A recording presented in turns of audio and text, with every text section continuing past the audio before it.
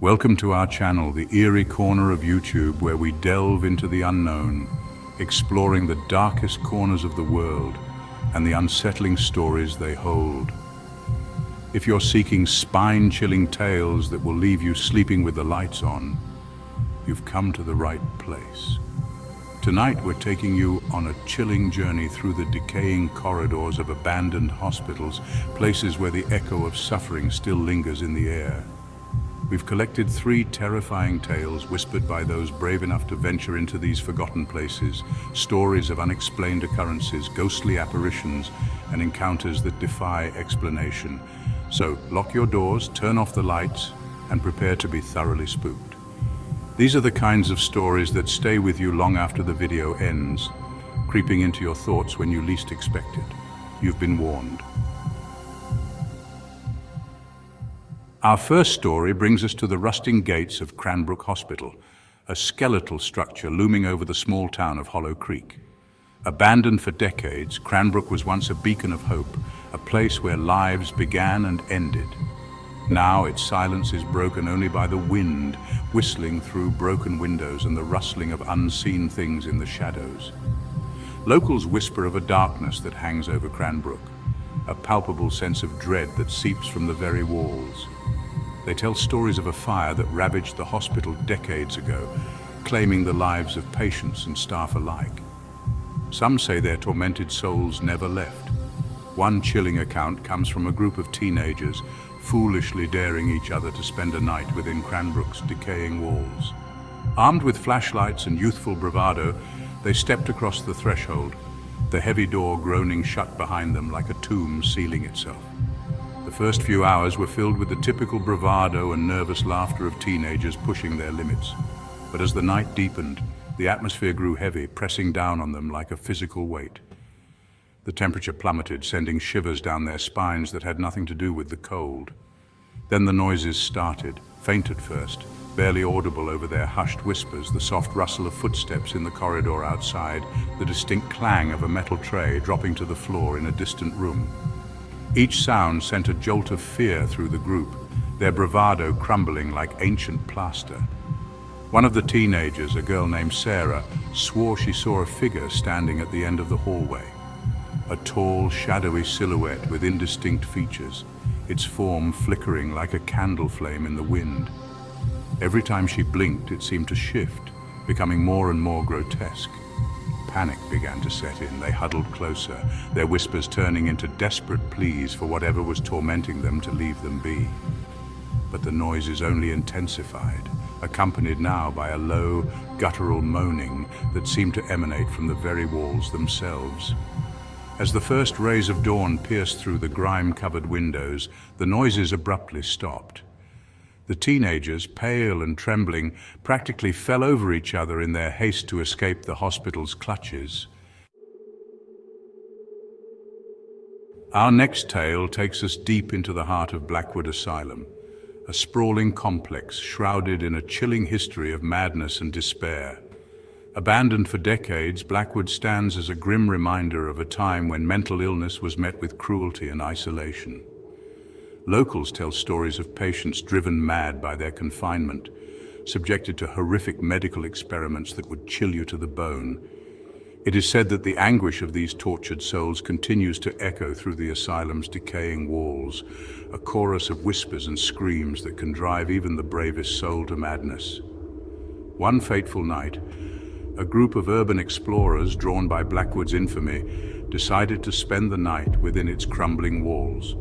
Led by the fearless Ethan, they came armed with cameras, flashlights, and a healthy dose of skepticism. The air grew heavy with a palpable sense of dread as they stepped through the asylum's rusted gates.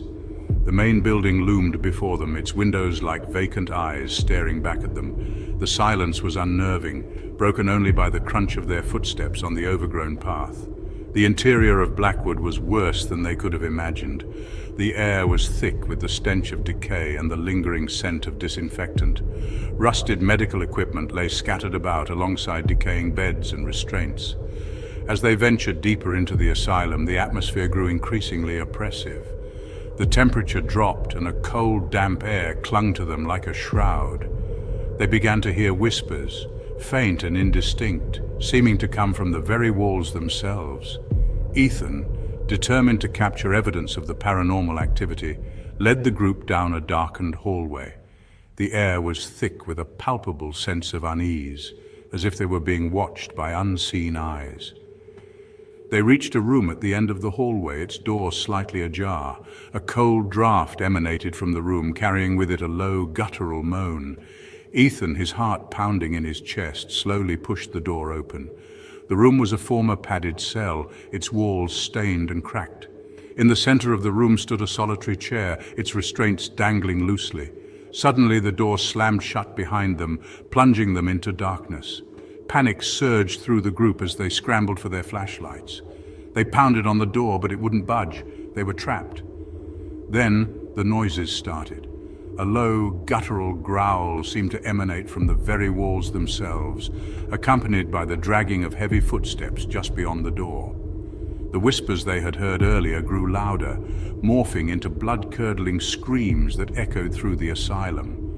One of the explorers, a young woman named Emily, screamed as she felt a cold hand grip her shoulder. She spun around, her flashlight beam illuminating an empty corner of the room, but the feeling of icy fingers remained, sending a wave of terror through her. Ethan, his face pale with fear, tried to maintain control of the situation.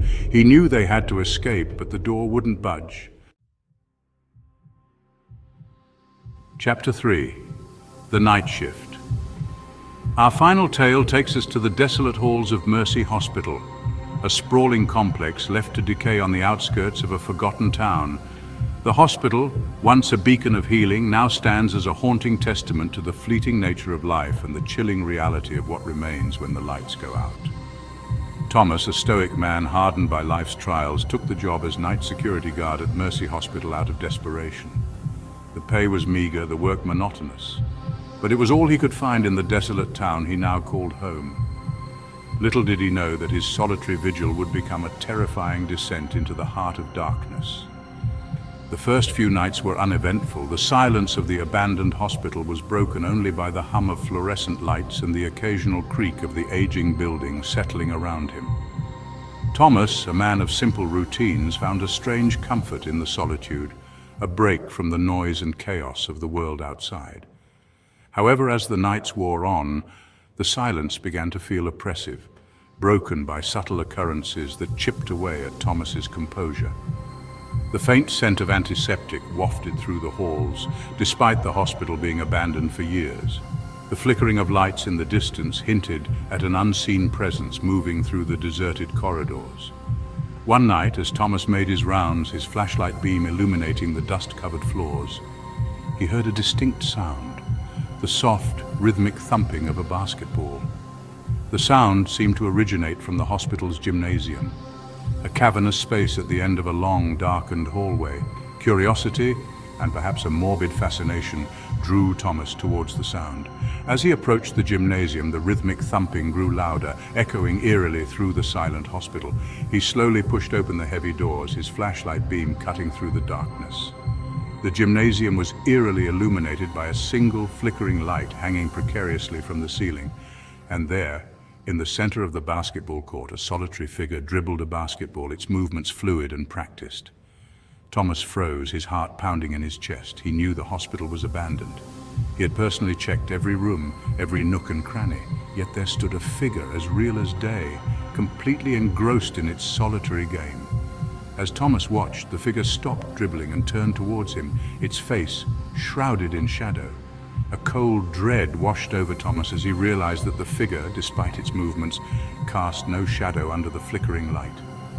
The figure took a step towards Thomas, then another, the rhythmic thumping of the basketball replaced by the slow, deliberate thud of its footsteps. Thomas, his voice caught in his throat, tried to speak, to demand an explanation, but no sound escaped his lips. The figure continued its advance, its form becoming clearer with each step. Thank you for braving these chilling tales with us tonight. We ventured into the decaying heart of abandoned hospitals, exploring the stories that cling to these forgotten places, like dust motes in the air. But the true horror perhaps lies in the possibility that these stories are more than just tales. If you enjoyed this descent into darkness, be sure to give this video a thumbs up and subscribe to our channel for more spine-chilling content. We're always on the hunt for the most unsettling stories, the ones that keep you up at night. And for those brave souls who dare, share your own encounters with the unknown in the comments below. Until next time, sleep tight and remember, sometimes the scariest monsters are the ones we create in our own minds.